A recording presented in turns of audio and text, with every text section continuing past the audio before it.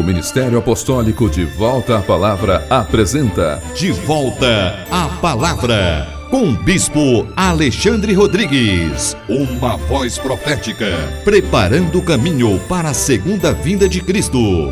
Voz do que clama no deserto, preparai o caminho do Senhor.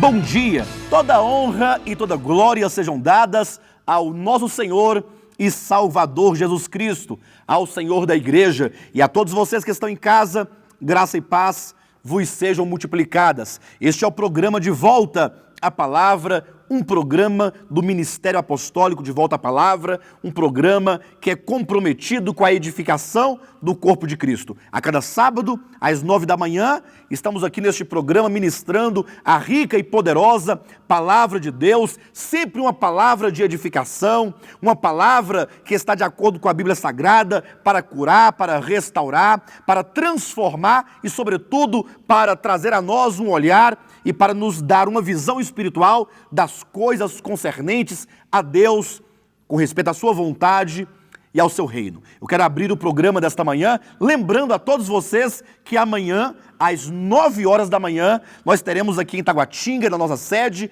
a reunião da Ceia do Senhor. Todo o primeiro domingo de cada mês, às 9 horas da manhã, nós nos reunimos para ali partir o pão, tomarmos do cálice do Senhor, como o próprio Jesus assim declarou que a igreja do Senhor deveria se reunir de tempo em tempo para celebrar e anunciar a morte do Senhor Jesus. E, portanto, amanhã, o primeiro domingo do mês de novembro, será então a nossa reunião. Eu quero estender nosso convite a você, a sua família, a sua casa, para que vocês venham na parte da manhã, 9 horas da manhã, ter comunhão conosco. Você que é um servo de Cristo, você que talvez por alguma razão esteja fraco, esteja cansado espiritualmente, venha se revigorar da palavra, venha receber de Deus, receber da parte do Espírito Santo, para que possamos assim dar continuidade no nosso caminhar. Eu quero te convidar a você, meu irmão, venha amanhã às 9 horas da manhã, juntamente conosco, cantarmos hinos de adoração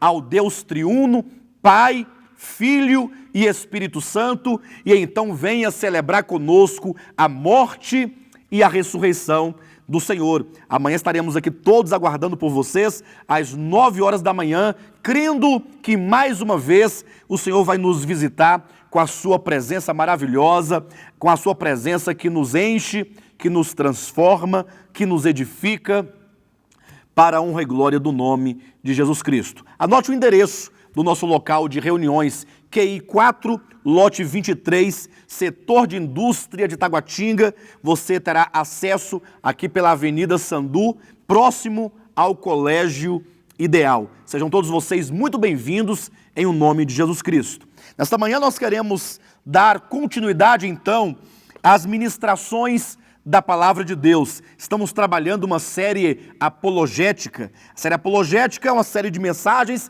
que faz defesa da fé neotestamentária. Isso porque nós vivemos num tempo em que há muita confusão religiosa.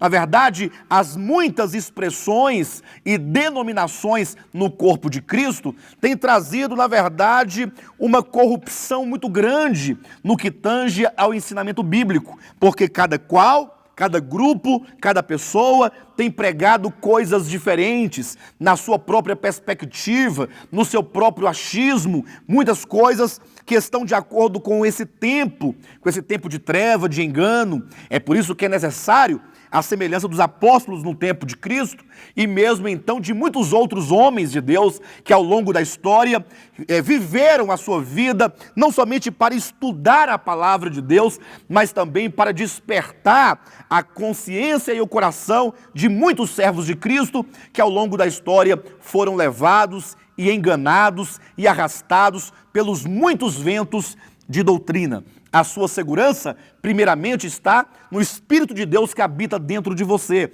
que nos ensina todas as coisas, e também na Bíblia Sagrada, que é a única maneira de você constatar, verificar materialmente qual é a vontade de Deus, não somente para as nossas vidas individuais, mas também para com a igreja de uma maneira geral. Então, você que é um servo de Cristo, você que é uma serva do Senhor Jesus, que deseja conhecê-lo segundo a sua palavra, que deseja dirigir a sua vida, projetar a sua vida espiritual de acordo com a verdade bíblica, pegue a sua Bíblia na sua mão e acompanhe-nos nessa ministração. Hoje queremos falar a respeito de mais um evangelho.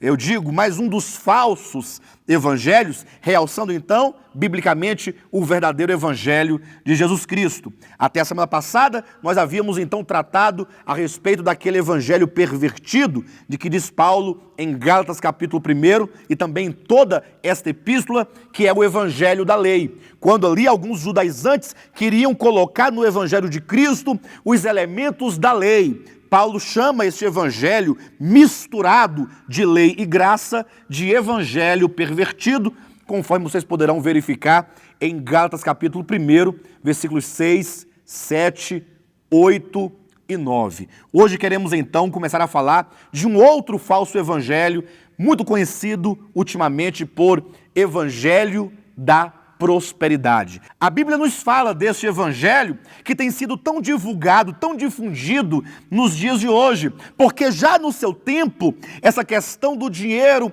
vinculado às coisas espirituais sempre houve distorções nesse sentido. Portanto, eu quero te convidar a pensar e a refletir comigo sobre esse tema, o evangelho da prosperidade, em 4 pontos que agora nós passamos, então, a discorrer para convosco. O primeiro ponto a ser colocado é porque muitas pessoas, ao falarem da prosperidade bíblica, eles cometem logo um primeiro erro. Nós já tratamos disso em mensagens anteriores, mas eu quero ressaltar e colocar aqui em relevo como sendo o primeiro ponto. Nunca podemos recorrer às páginas da Antiga Aliança, às páginas do Antigo Testamento, para tentar fundamentar a teologia da prosperidade.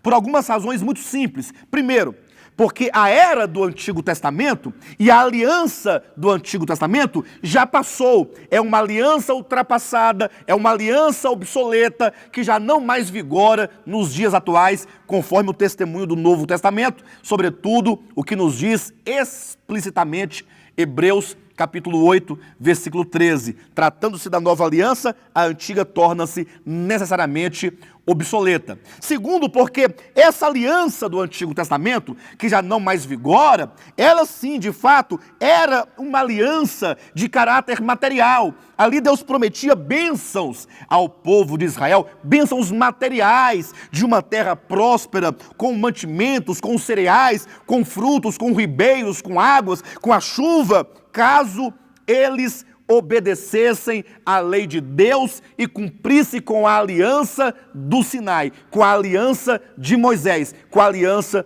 do Antigo Testamento. O mesmo não ocorre com a nova aliança.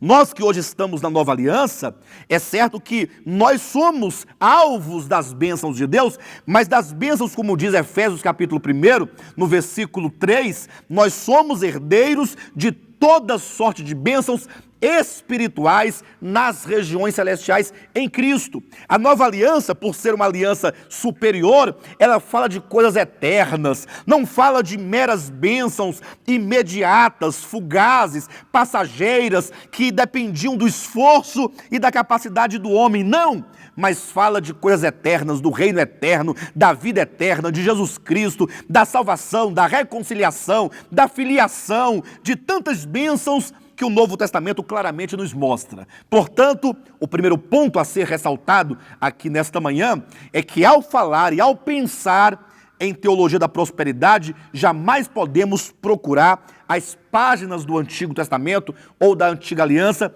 para tentar fundamentar, porque qualquer tentativa nesse sentido é certamente desviar o olhar da verdade bíblica concernente à Antiga e Nova Aliança. Nesse sentido, tanto vocês poderão recorrer a mensagens anteriores, em que ali nós falamos claramente e amplamente sobre o assunto, como também vocês poderão consultar um livro chamado Odre Velho Vinho Novo, disponível em nosso ministério, que trata amplamente desse tema, que nós temos ali 200 páginas falando somente a respeito desse assunto, ou mesmo no nosso site, devoltapalavra.com, que tem tantas mensagens ali ministradas e respostas que falam desse tema de maneira totalmente gratuita. Mas há um segundo ponto que eu quero colocar, é que, embora na Bíblia não haja esse termo teologia da prosperidade, porque esse é um nome técnico dado a um fenômeno que no nosso tempo se estabelece, mas a Bíblia já falava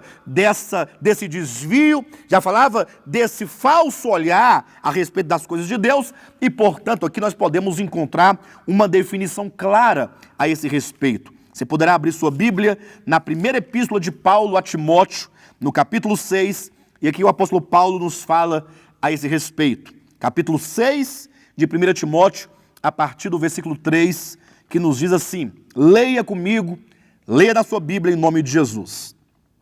Se alguém ensina outra doutrina e não concorda com as sãs palavras de nosso Senhor Jesus Cristo e com o ensino segundo a piedade, esse que não concorda é infatuado, nada entende, mas tem mania por questões e contendas de palavras, de que nasce inveja, provocação, difamações, suspeitas malignas, altercações sem fim, por homens, veja no versículo 5, cuja mente é pervertida e privados da verdade, supondo que a piedade é fonte de lucro. E aqui, portanto, no versículo 5, nós temos aqui uma definição do que seja o evangelho da prosperidade. O apóstolo Paulo diz que há pessoas que não concordam com as sãs palavras de Jesus Cristo. Ora, basta que vocês leiam o Evangelho. Eu sei que para muitos esse assunto parece confuso, ou parece complexo, ou difícil de compreender, mas talvez toda essa complexidade não seja exatamente do assunto, mas exista em razão de nós evangélicos não irmos à Bíblia, não termos da Bíblia uma leitura pessoal da Escritura. Se você for aos Evangelhos, ali você poderá ver em Mateus, em Marcos, em Lucas e João, quais são os ensinamentos de Jesus Cristo. Jesus Cristo condenou veementemente a prática e o amor ao dinheiro, essa busca pelo dinheiro, essa ansiedade que torna os homens totalmente loucos para possuir os bens dessa terra. Jesus ensinou claramente: não andeis ansiosos pelo comer, ou pelo beber, ou pelo vestir. Jesus falou: não podeis servir a dois senhores, a Deus e a Mamon, ou ao Deus das riquezas. Então, claramente, Jesus nos mostra. Mas Paulo diz que há pessoas que não concordam com as palavras de Jesus Cristo. Por exemplo, quando hoje você, porventura, ouve uma mensagem na televisão, num templo religioso ou em qualquer outro lugar, de pessoas, bispos, pastores, pregadores, teólogos, apóstolos, dizendo que vocês têm que se revoltar contra a sua vida precária, você não pode se conformar com a sua situação. Ora, essas pessoas não podem concordar com as sãs palavras de Jesus Cristo. E por que elas não podem concordar? Onde é que está o entrave entre o pensamento dessas pessoas com o ensinamento de Cristo? Está aqui no versículo 5. Homens cuja mente é pervertida e privados da verdade, supõem, eles pensam que a piedade é fonte de lucro. Queridos, o evangelho da prosperidade se estabelece exatamente nesta base, exatamente neste pensamento. Se você pensa que vida cristã, que vida com Deus, que vida de evangelho, que vida de igreja é sinônimo de ganhar dinheiro, de ficar rico, de ficar milionário, de fazer campanhas, campanha do empresário, campanha disso, campanha daquilo, para aquisição de casa, de dinheiro, pagar cheque sem fundo, pagar dívidas e ganhar e consumir, então você certamente está sendo iludido, né? Talvez você de boa fé tenha acreditado, mas muitos cinicamente têm mentido para o povo de Deus, dizendo que a piedade é fonte de lucro. E a Bíblia diz que a piedade não é fonte de lucro. Eu sei que neste momento muitos podem estar interrogando, mas como pode, né? Mas vejam agora, eu conduzo vocês ao terceiro ponto, que já não é mais ao conceito, mas aos exemplos lá do próprio Evangelho, quando Jesus nos dá ali os exemplos daqueles homens que amavam o dinheiro. Diz a Bíblia Sagrada, por exemplo, a respeito do jovem rico. Um homem que era dono de muitas propriedades e que, aproximando-se de Cristo, ali dizia: ó bom mestre, o que devo eu fazer para herdar a vida eterna? Jesus interrogou-o dizendo: por que me perguntas acerca do que é bom? Porque ele queria saber o que ele podia fazer de bom para ser salvo. E Jesus disse: bom só há um, que é Deus. Quanto a ti, se queres entrar na vida, guarda os mandamentos. É uma leitura mais apurada de Mateus capítulo 19, onde ali nós encontramos a história do jovem rico, nos levará à compreensão que Jesus de fato não queria ensinar para ele que o caminho da salvação é a guarda dos mandamentos. Na verdade, quando Jesus coloca desta maneira, se queres entrar na vida, guarda os mandamentos, queria Jesus com isso mostrar para ele a sua incapacidade de fazê-lo, porque o homem não está habilitado em si mesmo a guardar a lei de Deus, porque a lei de Deus é santa, é justa e é boa. O homem, entretanto, não é santo, não é justo e não é bom. O jovem rico, diante daquela resposta de Cristo, se orgulhou dizendo: mas Senhor, tudo isso eu tenho feito desde a minha meninice. E como Jesus então sabia claramente que o resumo da lei é o amor ao próximo, sobretudo, ele disse: então, se você quer entrar na vida, vende tudo o que você tem e dê aos pobres, e então segue-me e terás um tesouro no céu. Diz a Bíblia que aquele homem rico, ele simplesmente emudeceu e se retirou triste da presença de Cristo por ser um homem de muitas posses. Aquele homem rico, ele se demonstrou, quando a luz brilhou no seu coração, naquele momento, ele se viu totalmente incapaz, porque por ser um homem rico, ele então tinha o seu coração nas riquezas. O problema desse texto não é exatamente a riqueza, mas é um coração que está posto na riqueza, é um homem que ama as riquezas, de modo que a Bíblia deixa bem claro nesse texto que é impossível você amar as riquezas e ao mesmo tempo amar ao Senhor. Porque quando você ama ao Senhor, você está disposto a abrir mão de qualquer coisa, mesmo que seja das riquezas, para segui-lo. Aquele homem não foi capaz de seguir a Cristo, porque ele era dono de muitas propriedades e amava mais as riquezas do que ao Senhor. Isso está de acordo com o texto de Paulo, aqui em 1 Timóteo, no capítulo 6.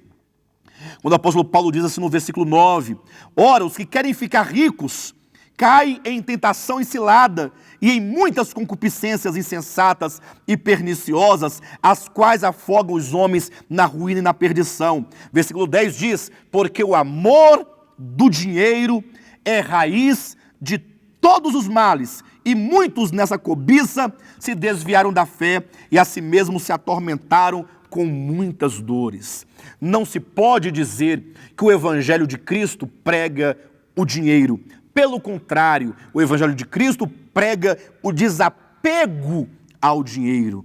E mesmo se você, porventura, não tenha muito dinheiro, diz a Bíblia que você não deve andar ansioso. E se você, porventura, ouve alguém dizer ou alguém pregar que você deve se revoltar diante da sua situação, você deve ler e ler também para essas pessoas 1 Timóteo capítulo 6, versículo 6, que diz: de fato, grande fonte de lucro é a piedade com o contentamento, porque nada temos trazido para o mundo, nem coisa alguma podemos levar dele. Tendo sustento e com que nos vestir, estejamos contentes. Veja que Jesus não está pregando aqui o evangelho da miséria, como muitas pessoas cinicamente declaram contra a nossa mensagem. Eu digo cinicamente porque tais pessoas sabem ler, têm certamente uma boa leitura, mas certamente criam sofismas para arrastar as multidões e as massas após si. Mas aqui o apóstolo Paulo não está dizendo que devemos ser miseráveis,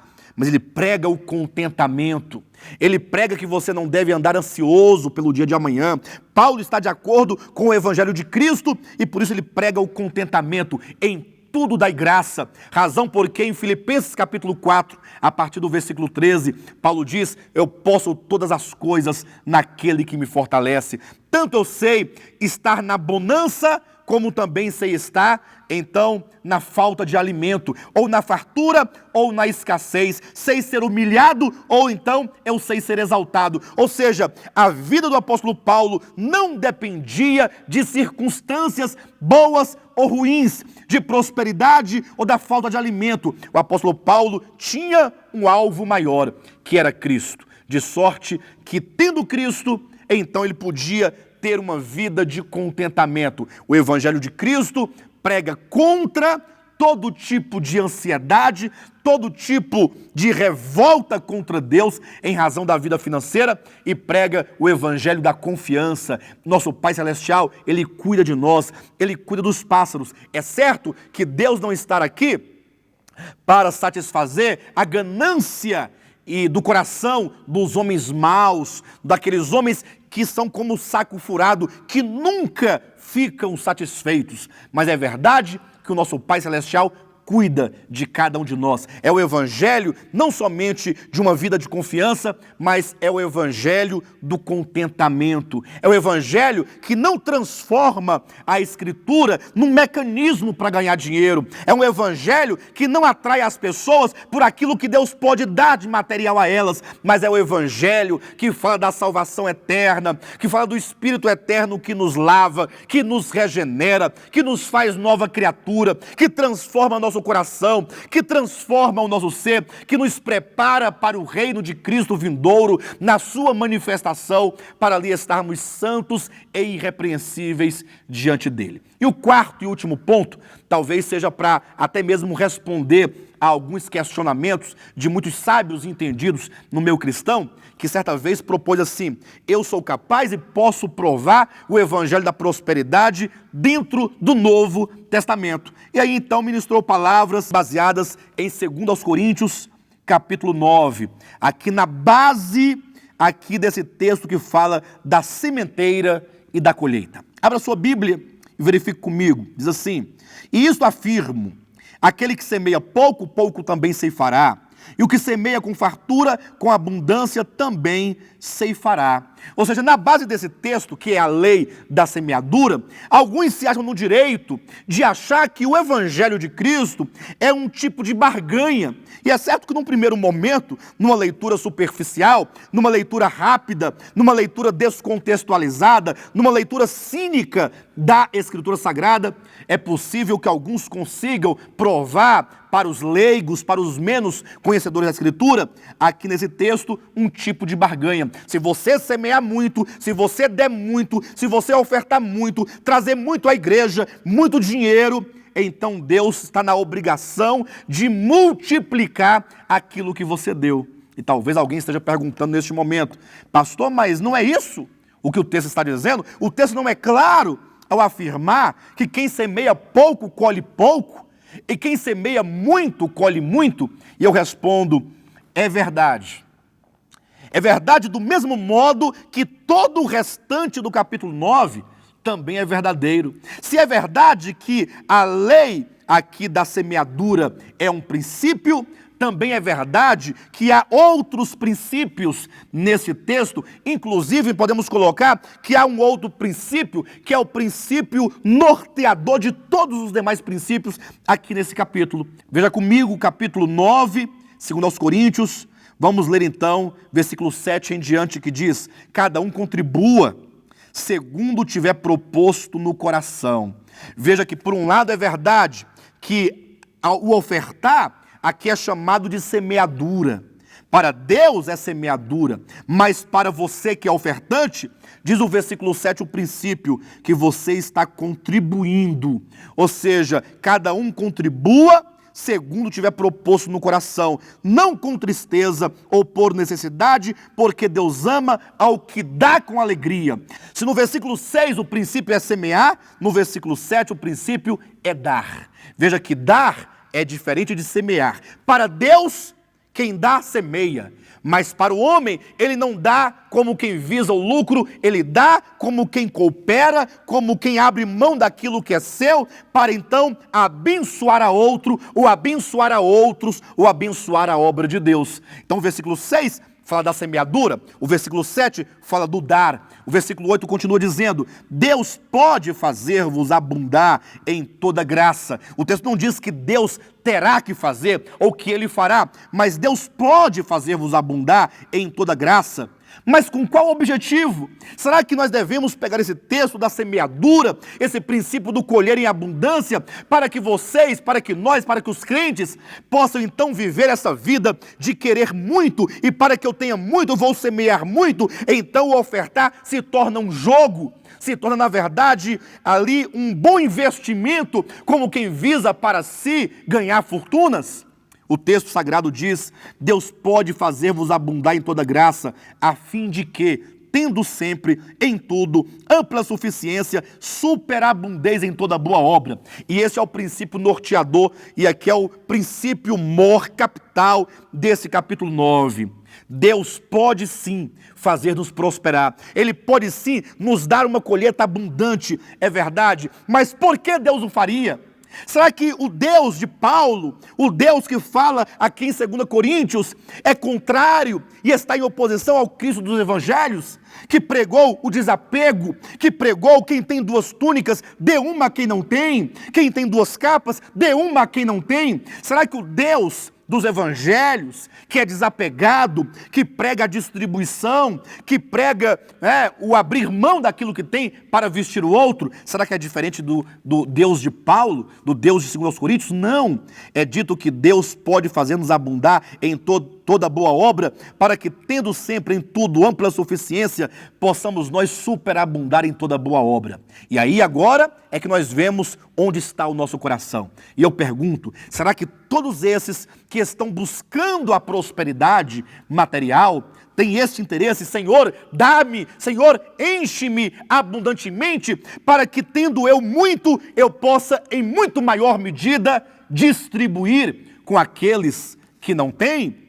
Versículo 9, como está escrito, distribuiu, deu aos pobres, a sua justiça permanece para sempre. E agora, o grande desafio, não somente aos crentes individualmente, mas às igrejas, os grandes impérios que possuem fortunas. Eu pergunto, estão os cristãos e as igrejas cristãs dos nossos dias praticando o princípio da prosperidade, segundo a Bíblia Sagrada, tendo muito para então multiplicar e abundar ou superabundar no distribuir? Estão os crentes distribuindo e as igrejas evangélicas que muito possuem financeiramente também estão distribuindo ou estão acumulando nos seus cofres para que a sua posteridade e a sua prole, os seus herdeiros, possam tomar posse desse dinheiro muito tempo depois? Bem, precisamos pensar a esse respeito. O versículo 10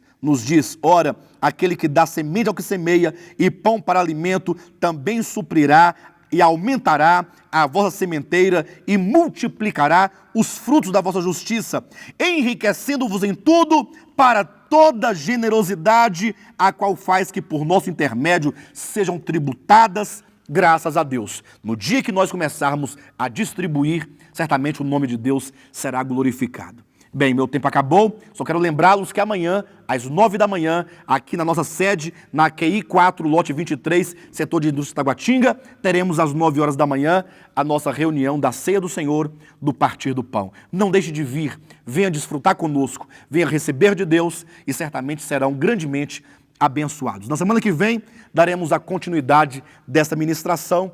Tenham todos vocês um bom sábado e Jesus é o nosso Senhor.